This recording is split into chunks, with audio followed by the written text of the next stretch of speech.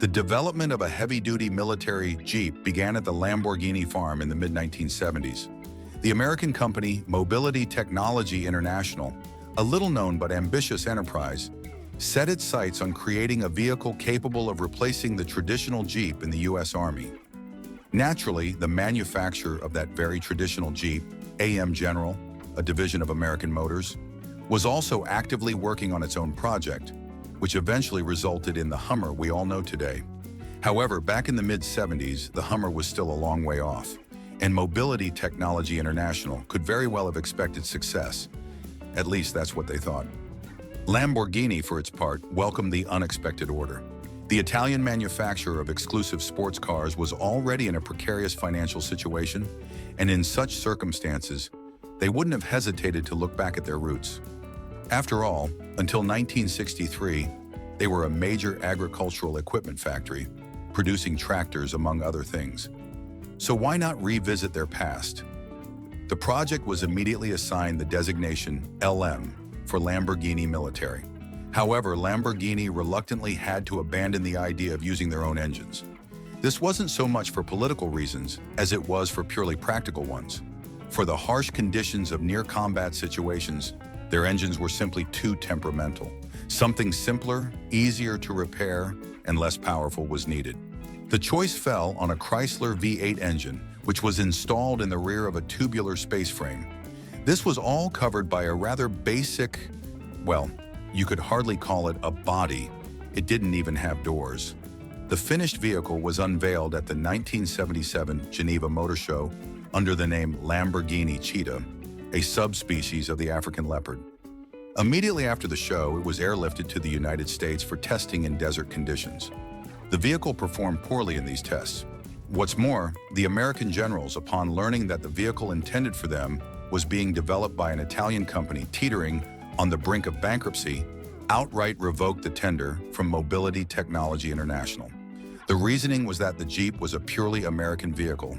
And what would these macaroni eaters know about such things? This was a serious blow for Lamborghini. The Italians had poured significant funds into the development, including money received from a government subsidy for a collaborative program with German manufacturer BMW to develop the M1 sports car, and they got nothing in return. Naturally, the Germans backed out of the collaboration. If the wealthy Mimran family hadn't provided Lamborghini with financial assistance, the company might have gone under even before the start of the 1980s. The idea of a super off-roader resurfaced in the summer of 1980. Engineer Giulio Alfieri became the project manager. Under his leadership, the surviving second prototype Cheetah was fitted with 4 doors, and instead of the Chrysler V8, a similar engine from American Motors was installed. The resulting vehicle was sent for testing in the desert, this time in the Arabian desert, not the American one. The test results were disappointing. Due to the heavy rear-wheel drive, the LM001 project vehicle constantly lifted its nose, both during acceleration and cornering. It became clear that the rear engine configuration had to go. At the same time, they abandoned the foreign engine and went back to their own V12 from the newly debuted Countach model. In this form, the prototype, designated Lamborghini LMA, was exhibited at the 1982 Geneva Motor Show. The next step in this direction was to replace the Countach engine with an engine from a high-speed powerboat. This was also a V12, but with a much larger displacement, 7.3 liters, and consequently more power. This version was called the LM004. Development of the LM003 modification with a turbo diesel engine had to be stopped at an early stage. The output of this engine didn't exceed 150 horsepower, which was insufficient for a vehicle aspiring to be a super off-roader.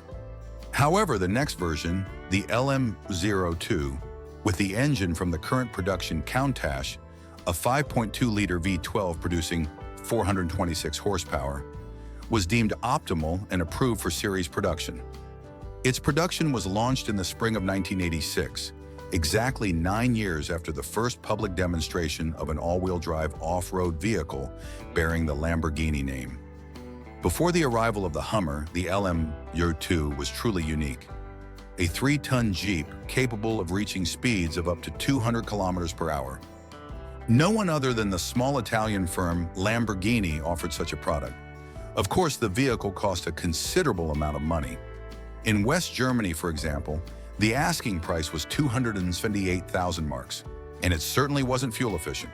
At a speed of 60 km/h, it consumed 19 liters per 100 kilometers.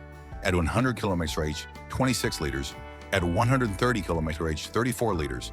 And at 180 km/h, a whopping 54 liters for the same 100 kilometers. And these figures were for the aforementioned 426 horsepower version, that is, with 4 valves per cylinder and fuel injection. Later, a 444 horsepower version with a carburetor was also offered. Such a fuel-guzzling military off-roader could only be afforded by someone like an Arab sheikh, sitting on oil themselves and not experiencing any fuel shortages. But even they reacted to the vehicle with lukewarm interest. Lamborghini honestly tried to boost sales of their creation, participating in rally raid events like the Paris-Dakar, and spent considerable effort on homologating the vehicle for the American market, where it was immediately nicknamed Rambo Lambo after the popular action movie character. They even prepared and launched a 2-door version of the car, but demand remained extremely low.